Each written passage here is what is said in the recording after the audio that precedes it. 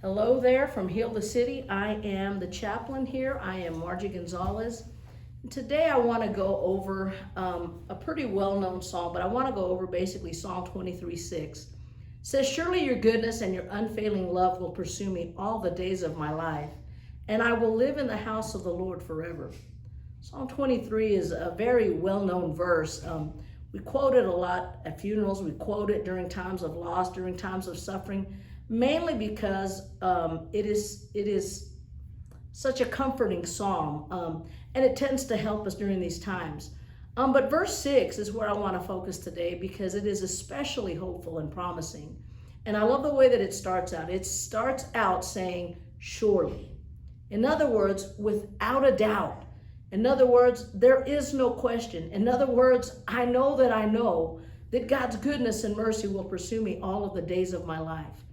It's guaranteed, after all, by the very character and nature of God. And so I love that the writer understands that this is an absolute certainty.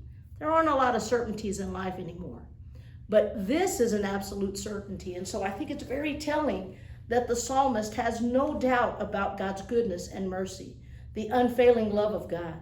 The psalmist, I love that he understands that good and merciful is who God is, and therefore it is who he will always be, and therefore we are always guaranteed these two things.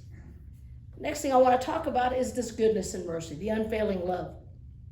What a blessing and assurance it is to know that I have access to God's goodness and unfailing love, to his mercy. After all, it's his goodness that protects and provides for my every need. It's his goodness that ensures that I'm taken care of in every possible way. And at the same time, it's his mercy that overcomes my weaknesses, my failures, and blots out my sins. It's his mercy that provides covering for my wrong. It's his mercy that gives me hope in spite of some of my weak places. What a blessing it is to know that these two things are always pursuing me. That's the next thing I want to talk about. The writer here says, goodness and unfailing love will pursue me. The writer here is so confident. He's so certain that goodness and mercy are not just available, but that they are literally pursuing him. That's a game changer to me. See, because pursuit requires more action than merely following. There's something about that word pursue.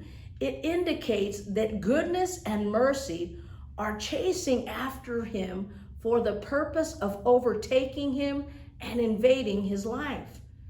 See, in times of seeming isolation and loneliness, God's mercy and goodness are seeking you out. In times of overwhelming attack, God's mercy and goodness are chasing you. In times of darkness and confusion and difficulty, God's mercy and goodness are literally in hot pursuit after you. Even in the midst of the most overwhelming chaos, God's mercy and goodness are readily and freely available to you, the believer. They go behind you, they go before you, they're all around you. And they're not merely available, but the truth of this is that God is actively looking for every opportunity to show his goodness and mercy. It's not a passing whim. It's not just something that sits kind of off to the side. God is actually actively looking for divine moments, divine opportunities to fill your life with his goodness and mercy. He wants your life to be filled and overwhelmed with these things.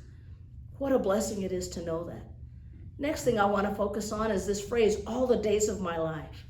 See, this is the writer's assurance that this mercy and goodness are the same, whether it's in good days or in bad days.